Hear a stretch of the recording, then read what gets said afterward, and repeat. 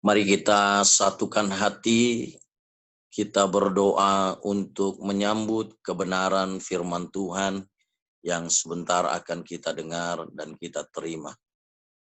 Bapa di dalam sorga, Bapa yang baik, di dalam nama Tuhan Yesus Kristus, sungguh kami amat bersyukur Tuhan, sekalipun di tengah situasi dan kondisi pandemi COVID-19 yang saat ini tengah melanda seluruh belahan dunia. Kami umat-umat Tuhan tetap dapat beribadah kepada Tuhan meskipun dalam bentuk ibadah online. Tapi kami percaya Tuhan hadirat-Mu tetap sama. Hadirat-Mu, lawatanmu, jamahanmu, pengurapan-Mu tetap sama bagi setiap kami. Kami dapat merasakannya Tuhan. Terima kasih Bapa buat kesempatan yang masih dan terus Tuhan berikan kepada kami umat-umat-Mu untuk datang beribadah kepada Tuhan. Terima kasih Bapa, kami bersyukur atas segala kebaikan Tuhan. Kami sudah memuji menyembah-Mu, biarlah setiap pujian penyembahan yang kami naikkan, itu semua boleh menyukakan, menyenangkan hati Tuhan. Dan biarlah pengurapan Tuhan turun atas setiap kami pada pagi siang hari ini. Terutama Tuhan, sebentar kami akan mendengar dan belajar kebenaran firman-Mu. Kiranya pengurapan Tuhan turun atas setiap kami, terlebih kepada hamba-Mu yang terbatas ini Tuhan. Tuhan urapi agar setiap kata, setiap kalimat yang keluar dari bibir lidah hamba-Mu dapat dipahami, dapat diterima dengan baik, dan kami belajar untuk menjadi pelaku-pelaku firman Tuhan. Urapi bibir lidah hamba-Mu biar setiap kata, setiap kalimat yang keluar semuanya berasal daripada Tuhan, semuanya berasal daripada hikmat-Nya Tuhan. Terima kasih Bapa. Ambil alih waktu ini ya Roh Kudus, biar kiranya Tuhan pimpin ibadah kami sampai kepada akhirnya nanti. Terima kasih Bapa, di dalam nama Tuhan Yesus Kristus, kita yang siap menerima kebenaran firman Tuhan, sama-sama kita berkata, amin. Haleluya. Shalom Bapak Ibu Saudara. Shalom semuanya ya. Tetap semangat walaupun kita masih berada dalam situasi dan keadaan pandemi COVID-19 yang bukan hanya melanda bangsa kita Indonesia, tapi juga melanda banyak negara di belahan bumi ini. Tapi kita tetap bersyukur Tuhan masih memberikan kita kesempatan untuk dapat beribadah kepada Tuhan, memuji, menyembah, dan mengucap syukur akan kebaikan Tuhan. Selamat berjumpa kembali dengan saya, Pendeta Jamie Januri dari Tangerang. Ya, walaupun kita berjumpa lewat udara, lewat aplikasi Zoom secara online, tapi saya yakin dan percaya kasih Kristus tetap mempersatukan kita semua. Suara saya cukup jelas diterima? Jelas ya? Oke. Baik, Bapak Ibu Saudara, kita akan segera belajar kebenaran firman Tuhan. Sebelum saya mengajak kepada kita semua membuka ayat-ayat firman Tuhan, saya mau sedikit menyaksikan apa yang saya terima beberapa waktu sebelumnya, dan ini sangat memberkati saya, dan saya mau membagikan berkat ini kepada Bapak Ibu Saudara Jemaat GBI Jakarta Timur, ya, Jatinegara Timur. Beberapa minggu yang lalu saya mendengar kabar seorang rekan hamba Tuhan dari Bandung, ya, saya tidak perlu sebutkan namanya. Dia adik dari salah seorang hamba Tuhan yang ya cukup terkenal lah di Indonesia, ya saya cukup kenal juga, meninggal dunia, ya, pada tanggal 30 Juni yang lalu, ya. Ketika saya mendengar kabar ini saya cukup kaget. Kenapa? Karena tanggal 28-nya, 2 hari sebelumnya, saya sedang setelah selesai doa pagi begitu ya, saya mengikuti siaran langsung doa pagi beliau, ya. Tanggal 30-nya saya dapat kabar dari teman-teman hamba Tuhan bahwa beliau dipanggil pulang gitu ya. Akhirnya saya dan istri memutuskan untuk pergi ke Bandung untuk melayat ke sana, ya, karena beliau pelayanan di Bandung. Jadi tanggal 30 itu saya bersama istri dan anak saya yang paling besar dan satu orang pendoa, kawan pendoa, berangkat ke sana, ya. Nah, singkat cerita Bapak Ibu Saudara, eh, di ibadah penghiburan pagi itu dilayani oleh tantenya almarhum hamba Tuhan ini, seorang gembala ini, ya.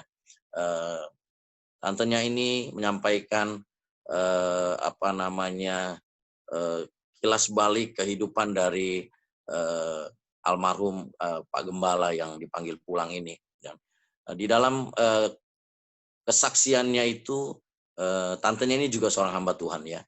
Dia menyampaikan kepada semua yang hadir dan juga jemaat-jemaat yang ditinggalkan bahwa satu hal yang sangat amat berkesan dari almarhum Gembala yang dipanggil pulang ini adalah beberapa waktu terakhir ini eh, almarhum begitu apa namanya, gencarnya, ya, menyampaikan dua hal ini. Nah, ini yang nanti saya akan bagikan kepada Bapak Ibu Saudara. Saya sangat diberkati sekali dan saya rindu membagikan berkat ini karena memang dua hal ini adalah dua hal yang menurut saya secara pribadi sangat-sangat penting dan perlu ada di dalam kehidupan kekristenan kita, ya. Supaya apa? Supaya seperti pujian sebelum firman Tuhan tadi, supaya Tuhan tetap mendapati kita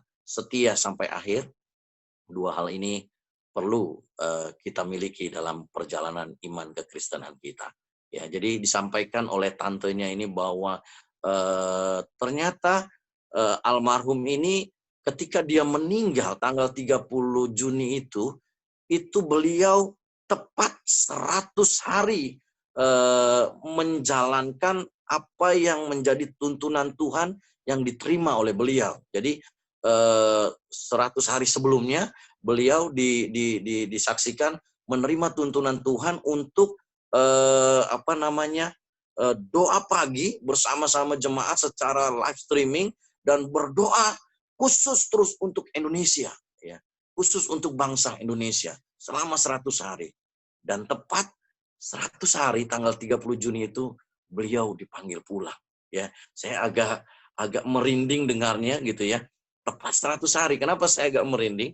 Karena kebetulan ketika saya datang ke Bandung itu saya sedang menjalani masa puasa 40 hari. Saya juga mendapat tuntunan Tuhan untuk melakukan puasa 40 hari nonstop, ya. Pada saat tanggal 30 itu kalau tidak salah saya sudah masuk di hari yang ke-28, ya. Jadi minggu yang lalu baru selesai. Nah, istri saya ketika dengar itu dia colek saya, dia bisikin saya, "Pak, nanti 40 hari kamu jangan pulang dulu ya." Saya sampai tertawa loh, "Kenapa kamu ngomong begitu? Ini almarhum tepat 100 hari tuntunan Tuhan, Tuhan panggil pulang. Kamu nanti tepat 40 hari jangan pulang dulu ya. Kita masih banyak yang perlu dibenahi," gitu. Saya hanya tertawa, saya hanya tersenyum, saya bilang, "Enggak, setiap orang pasti punya panggilannya masing-masing," gitu ya. Nah, jadi eh, ada dua hal yang saya dapatkan di ibadah penghiburan itu dan sangat-sangat memberkati saya. Saya bagikan kepada jemaat saya dan puji Tuhan jemaat di tempat saya merespon semua itu dengan baik dan mereka kembali apa namanya semakin bersemangat mengikut Tuhan gitu ya. Karena mungkin selama ini apa namanya pola pikir mereka, ya, pola pikir jemaat Tuhan banyak yang apa namanya salah fokus atau gagal fokus sehingga mengalami kekecewaan sampai akhirnya karena kekecewaan demi kekecewaan timbul kepahitan, lalu mental, lalu tidak ikut Tuhan lagi, lalu keluar dari gereja dan lain sebagainya, sehingga pujian yang tadi kita naikkan, eh, Tuhan tidak lagi mendapati kita menjadi orang-orang percaya yang setia. Nah, dua hal ini yang saya mau bagikan kepada Bapak Ibu Saudara. Hal yang pertama, yuk kita buka Alkitab kita dari Mazmur pasal yang ke-23.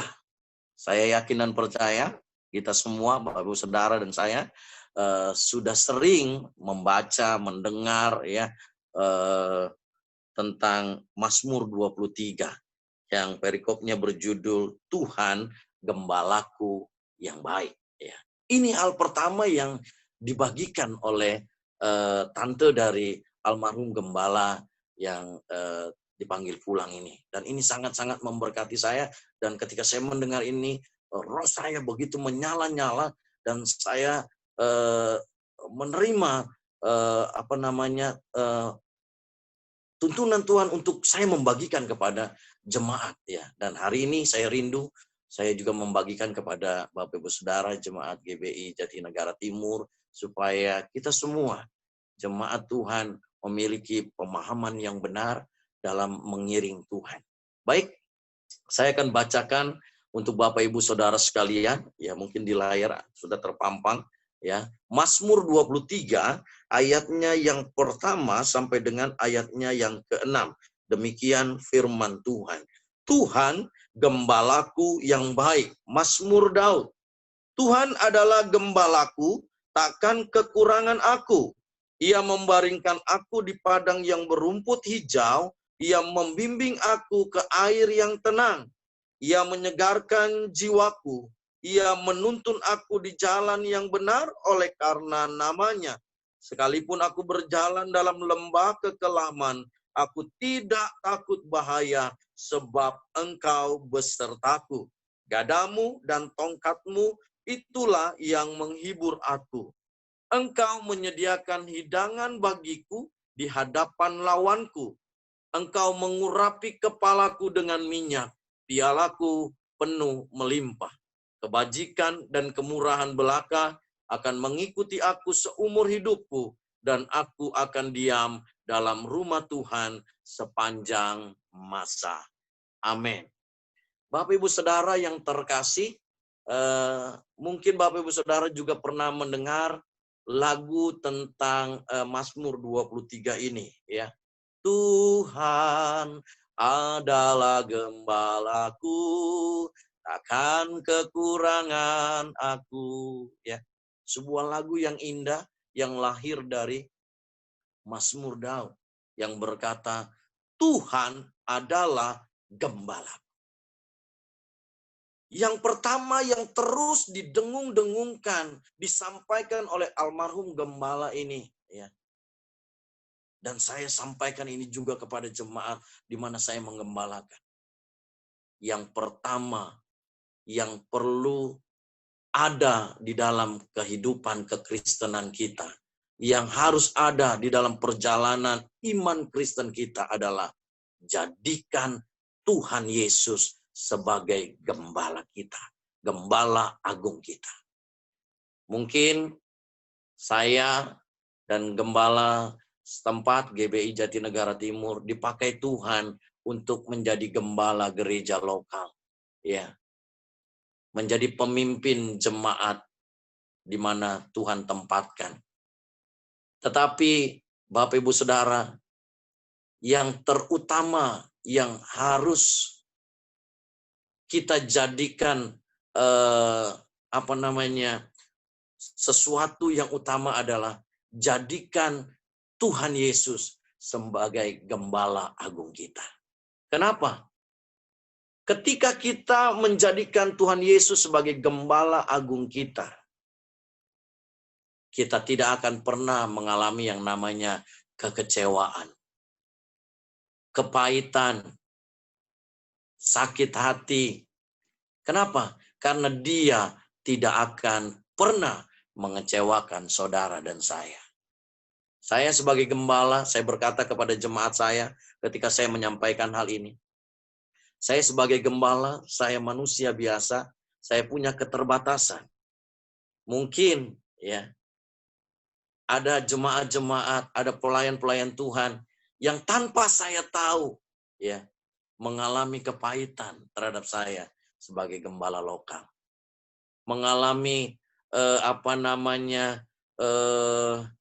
sakit hati atau tidak suka dengan apa yang saya lakukan kepada jemaat, keputusan-keputusan yang saya berikan. Mungkin itu juga terjadi di GBI Jatinegara Timur, ya. Sekali lagi saya mau sampaikan kepada Bapak Ibu Saudara, jangan pernah pandang manusia, karena kita akan kecewa. Tapi pandang Yesus saja, Gembala Agung kita. Kita tidak akan pernah kecewa. Saya tidak tahu apakah saya pernah menyaksikan hal ini atau belum, tetapi saya coba sampaikan kembali. Sebelum saya menjadi gembala bersama dengan istri, sebelum Tuhan menempatkan saya dan istri sebagai gembala, ya, saya dipercaya Tuhan menjadi pengerja biasa di satu gereja, ya, gereja yang lama sebelum saya mengembalakan gereja yang sekarang. Saya hanya menjadi pengerja biasa, ya. Saya hanya menjadi seorang asyir atau penerima tamu yang ketika tamu datang, saya harus menyalaminya dan memberinya senyum yang termanis begitu, ya. Nah, satu kali Bapak Saudara, saya dan istri bersama keluarga beribadah. Selesai beribadah, istri saya turun duluan karena ibadahnya di lantai 2, turun duluan. Di bawah, di lantai 1, itu sudah ada ibu gembala. Nah, tidak ada hujan, tidak ada angin, tiba-tiba ibu gembala menegur istri saya. Saya sudah sudah nunggu di mobil, ya. Jadi saya turun duluan, saya sudah nunggu di mobil. Istri saya baru turun karena istri saya membantu menghitung uang persembahan begitu, ya. Setelah turun, istri saya langsung ditegur sama ibu gembala di depan jemaat-jemaat dan beberapa pelayan-pelayan Tuhan. Ditegur gara-gara ketika itu Bapak Ibu Gembala saya sedang mengerjakan sesuatu di rumahnya, membuat railing tangga. Kebetulan saya dan istri membantu untuk mencarikan tukang lasnya begitu, ya. Ternyata tukang lasnya ini kerjanya mungkin agak kotor atau kurang rapi atau bagaimana. Istri saya ketika turun langsung ditegur, dimaki-maki di depan jemaat, ya. Istri saya tidak banyak bicara, tidak bisa bicara, dia cuma jalan menghampiri saya di mobil. Lalu ketika dia buka pintu mobil, dia bilang sama saya, untung saya pandang Tuhan.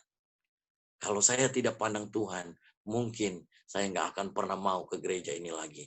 Ada banyak gereja yang jauh lebih besar, yang jauh lebih bagus dari gereja ini. Saya bisa ke sana. Itu kalau saya pandang manusia. Secara manusia saya malu, saya dipermalukan di depan jemaat, di depan pelayan-pelayan Tuhan yang lain. Tapi saya pandang Tuhan. Saya bangga ketika mendengar istri saya berkata seperti itu. Kenapa? Ketika dia berkata, saya pandang Tuhan. Gembala saya adalah Tuhan. Saya tidak pandang manusia. Artinya dia tidak mau menyimpan sakit hati kepada gembala. Ya, mungkin saat itu gembalanya mungkin sedang, ya, suasana hatinya kurang bagus atau bagaimana, ya.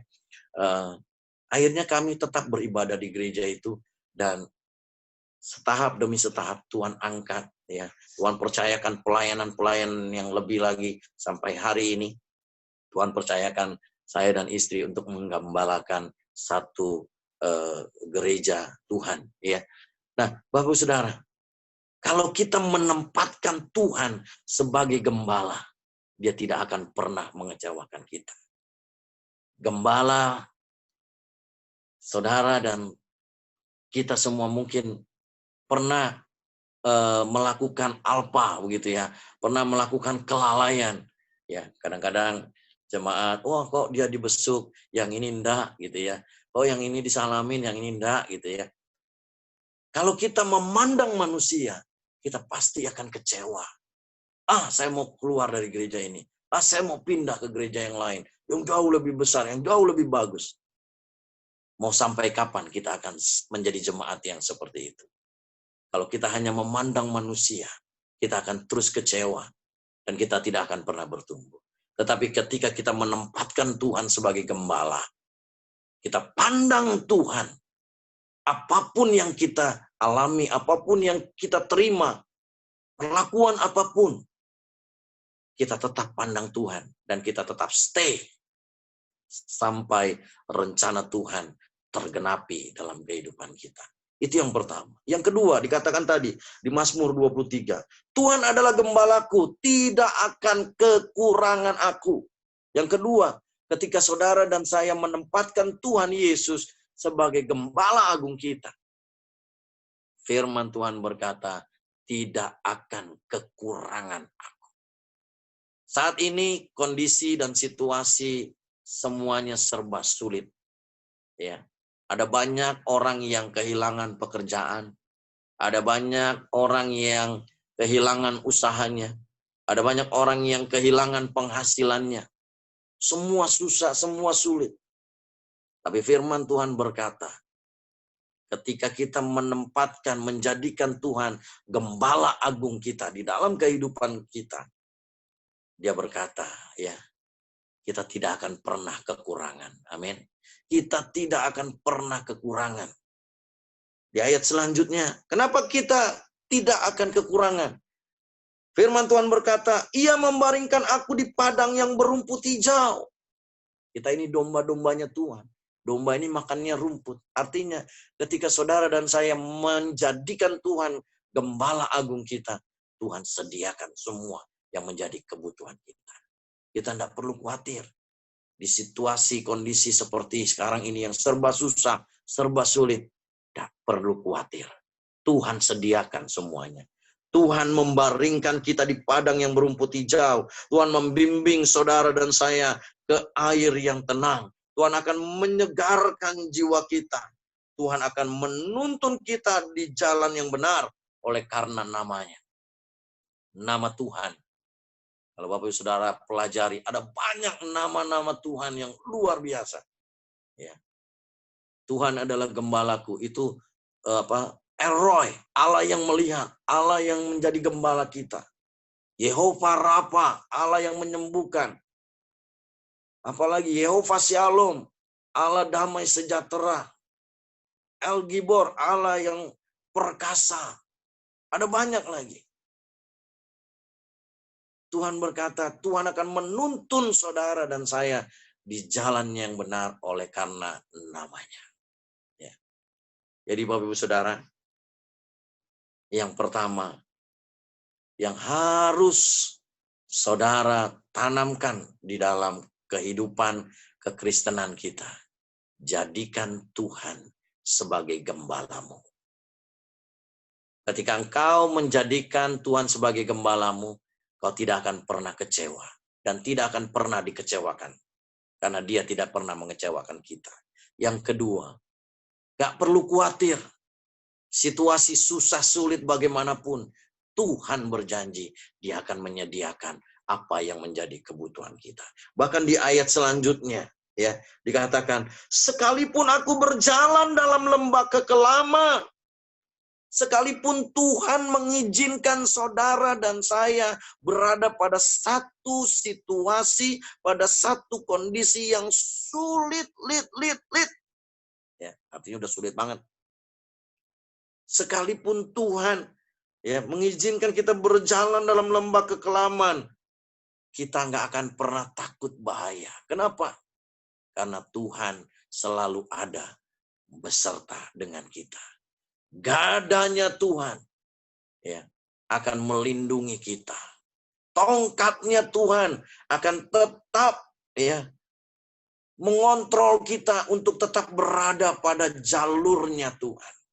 Ya, tongkat gembala itu ada lengkungan atasnya begitu ya. Itu kalau biasanya gembala-gembala itu pakai untuk dia ketika ada domba-domba yang nakal, domba-domba yang bandel keluar dari barisan ya. Dia tarik kembali itu domba supaya kembali kepada barisannya. Ya. Sekalipun Tuhan izinkan dalam hidup saudara dan saya situasi yang tidak baik, situasi yang serba sulit, jangan pernah takut. Tuhan selalu menyertai karena dia adalah gembala yang baik. Itu yang pertama. Hal yang kedua, ya. Hal yang kedua yang saya mau bagikan kepada Bapak Ibu Saudara kita semua. Kita buka Yohanes pasal 15. Injil Yohanes pasal 15. Ayat yang pertama sampai dengan ayatnya yang ke-8. Injil Yohanes pasal 15 ayat yang pertama sampai dengan ayat yang ke-8. Baik, saya akan bacakan untuk Bapak Ibu Saudara kita semua. Perikopnya berjudul Pokok Anggur yang Benar. Saya juga percaya ini semua sudah sering Bapak Ibu Saudara baca, dengar, ya, dikhotbahkan oleh banyak hamba Tuhan. Yohanes 15 ayat yang pertama sampai dengan ayat yang ke-8. Pokok anggur yang benar. Akulah pokok anggur yang benar dan Bapakulah pengusahanya. Setiap ranting padaku yang tidak berbuah dipotongnya, dan setiap ranting yang berbuah dibersihkannya, supaya ia lebih banyak berbuah. Kamu memang sudah bersih karena firman yang telah kukatakan kepadamu. Tinggallah di dalam aku dan aku di dalam kamu. Sama seperti ranting tidak dapat berbuah dari dirinya sendiri kalau ia tidak tinggal pada pokok anggur. Demikian juga kamu tidak berbuah jikalau kamu tidak tinggal di dalam aku. Akulah pokok anggur dan kamulah ranting-rantingnya. Barang siapa tinggal di dalam aku dan aku di dalam dia, ia berbuah banyak. Sebab di luar aku kamu tidak dapat berbuat apa-apa. Barang siapa tidak tinggal di dalam aku, ia dibuang keluar seperti ranting dan menjadi kering, kemudian dikumpulkan orang dan dicampakkan ke dalam api lalu dibakar. Jikalau kamu tinggal di dalam aku dan firmanku tinggal di dalam kamu, mintalah apa saja yang kamu kehendaki dan kamu akan menerimanya. Dalam hal inilah Bapakku dipermuliakan, yaitu jika kamu berbuat banyak, dan dengan demikian kamu adalah murid-muridku. Amin. Hal yang kedua yang saya mau bagikan untuk Bapak Ibu Saudara, selain jadikan Tuhan sebagai gembala agung kehidupanmu, ya, di samping gembala lokal yang Tuhan sudah tempatkan di gerejamu, ya. Yang kedua, jadikan Tuhan sebagai pokok anggur kehidupanmu. Dan posisikan dirimu seperti ranting pohon yang nempel. Bukan cuma sekedar nempel, melekat. Ya, kalau yang namanya melekat itu nempel yang sulit untuk dipisahkan. Ya, kalau Bapak Ibu Saudara ingat ada sebuah iklan dulu, ya, iklan oli kastrol, ya. Itu pakai gambar atau video seekor cicak, ya, yang nempel di mesin motor begitu, ya. Digambarkan olinya ini seperti cicak yang melekat erat begitu, ya. Nah, Tuhan mau dalam perjalanan iman kekristenan kita, jadikan Tuhan sebagai pokok anggur dan kita ranting-rantingnya yang melekat erat dengan pokok anggur, yaitu Tuhan Yesus Kristus. Kenapa? Dikatakan ketika kita sebagai ranting melekat erat dengan pokok anggur atau batang pohon anggur, dikatakan kita, saudara dan saya, akan berbuah banyak. Ketika kita berbuah banyak, dilihat orang di luar sana berbuah banyak. Dikatakan di ayat yang terakhir tadi, dalam hal inilah Bapakku dipermuliakan, yaitu kamu berbuah banyak, dan dengan demikian kamu adalah murid-muridku. Ketika saudara dan saya menjadikan Tuhan sebagai pokok anggur, dan kita ranting-rantingnya melekat erat dengan pokok anggur itu, Yesus Kristus, kita akan berbuah banyak, dan orang-orang di luar sana akan melihat buah-buah kita. Dampak yang kita berikan kepada orang-orang di luar sana, orang-orang akan melihat, ya, ini murid-murid Yesus. Secara tidak sadar, secara otomatis, ya, kita menginjil, memberitakan kabar baik lewat kehidupan kita yang berdampak kepada banyak orang, lewat buah-buah kita. Ya. Bapak Ibu Saudara pernah melihat atau pernah dengar atau pernah tahu ada ranting pohon yang nggak nempel di batang pohonnya tapi bisa berbuah? Secara pribadi saya belum pernah lihat. Ya, ada ranting pohon yang nggak nempel dengan batang pohonnya, dia bisa berbuah. Jangankan berbuah, ya, berdaun Ya. Benalu, pernah lihat tanaman benalu? Ya, mungkin kalau Bapak Ibu Saudara ada pohon di rumah, itu biasanya suka ada tanaman benalu ya, yang bukan daun atau ranting dari pohon itu nempel. Benalu pun tetap perlu nempel sama dahan atau ranting-ranting pohon aslinya. Benalu pun tidak pernah bisa tumbuh sendiri. Dia nempel. Supaya apa? Bisa menyerap makanan dari ranting-ranting atau dahan-dahan pohon itu. Dari mana ranting dan dahan pohon itu dapat makanan? Dari batang. Dari pokok anggur. Yaitu Yesus Kristus. Dikatakan kalau kita tidak tinggal hidup di dalam Kristus, kita tidak akan bisa berbuat apa-apa. Kita tidak akan menghasilkan buah apa-apa. Mari introspeksi kehidupan kekristenan kita. Sudah berapa lama kita menjadi orang Kristen? Sudah berapa tahun kita menjadi orang Kristen mengikut Yesus? Apakah kehidupan saudara dan saya tetap sama dari tahun ke tahun? Dari Natal ke Natal, dari Paskah ke Paskah tetap sama? Tidak ada perubahan, tidak ada kemajuan, tidak ada pertumbuhan. Jika itu yang kita alami, ayo periksa kehidupan kekristenan kita. Sudahkah kita melekat erat dengan pokok anggur, yaitu Yesus Kristus? Kalau kita belum menghasilkan buah apa-apa, kalau kita belum berdampak kepada sesama kita, itu artinya kita menjadi ranting yang terpisah dari pokok anggur.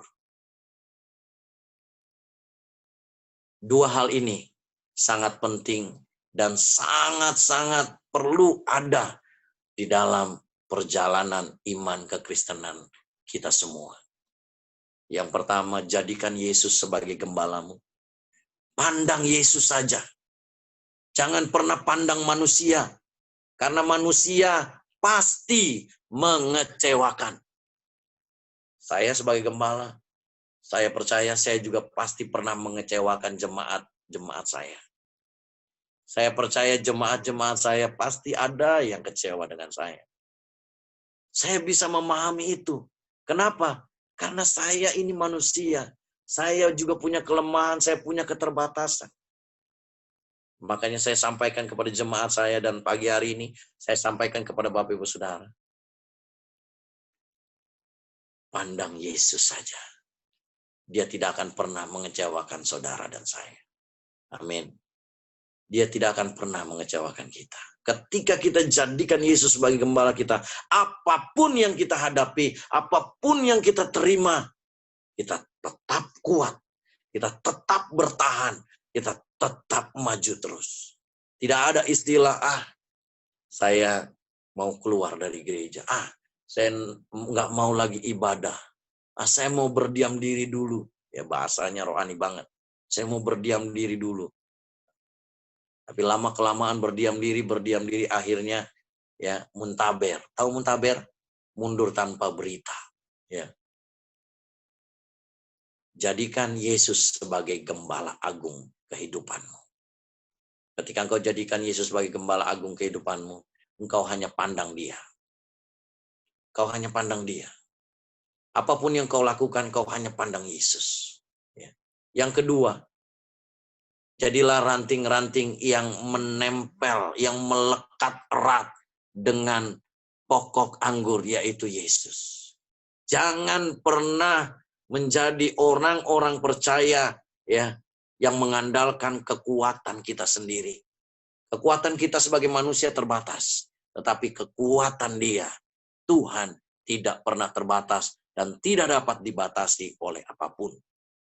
Ketika kita hidup di dalam Dia dan Dia di dalam kita, kita akan bisa melakukan perkara-perkara yang besar dan ajaib yang tidak pernah kita bayangkan kita bisa lakukan.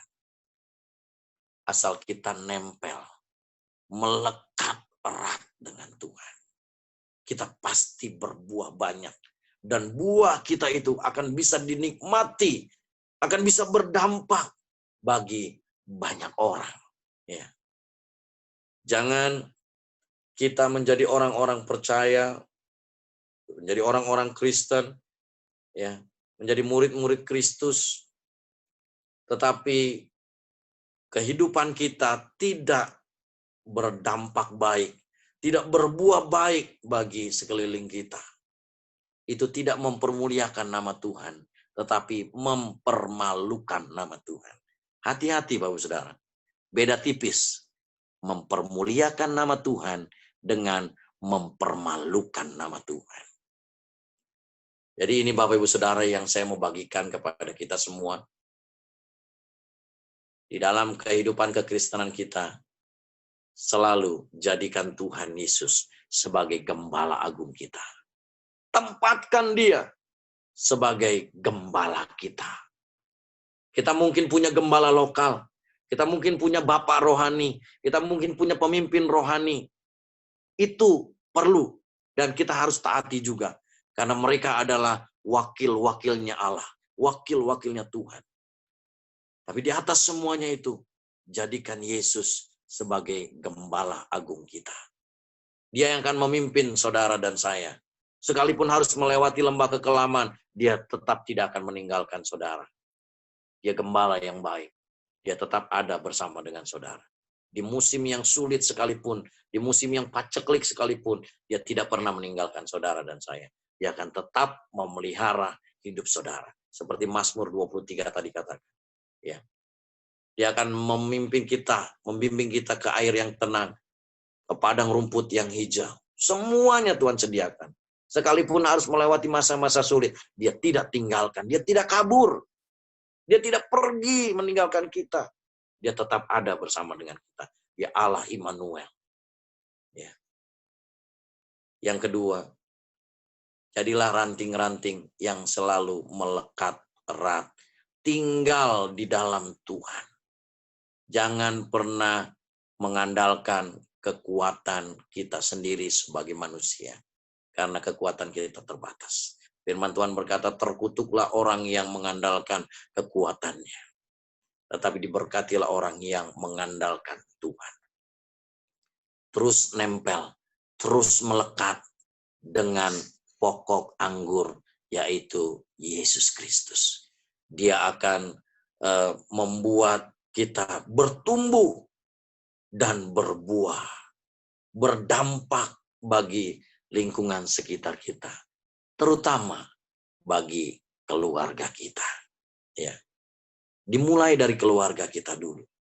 Kehadiran kita akan menjadi berdampak bagi orang-orang di dalam lingkungan keluarga kita. Baru keluar kepada ya orang-orang di luar keluarga kita. Dan orang akan melihat inilah murid-murid Kristus yang luar biasa. Ketika ada dua hal ini dalam kehidupan kekristenan kita, saya yakin dan percaya, tidak ada lagi jemaat Tuhan yang gampang ngambek. Tidak ada lagi jemaat Tuhan yang kepahitan sama gembala.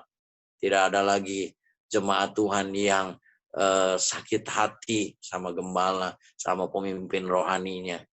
Tidak ada lagi jemaat Tuhan yang tidak bertumbuh dan tidak berbuah. Yang ada jemaat yang militan, jemaat yang setia, jemaat yang berbuah lebat dan manis, yang bisa dinikmati oleh banyak orang. Demikian kebenaran firman Tuhan yang bisa saya sampaikan dan saya bagikan kepada Bapak Ibu Saudara GBI Jatinegara Timur. Kiranya kebenaran firman Tuhan ini dapat membangkitkan dan membangun iman percaya kita lebih lagi dan membuat kita bertumbuh menjadi jemaat yang dewasa dan mengenal Tuhan dengan benar. Terima kasih. Tuhan Yesus memberkati. Shalom. Saya kembalikan kepada host.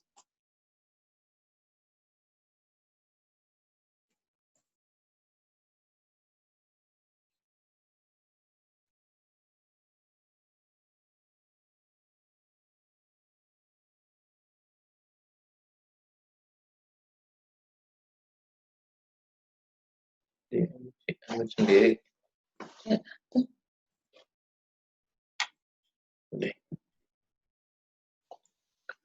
Baik Bapak Ibu Saudara kasih dalam Tuhan, mari kita akan tunduk kepala, kita akan doa untuk firman Tuhan.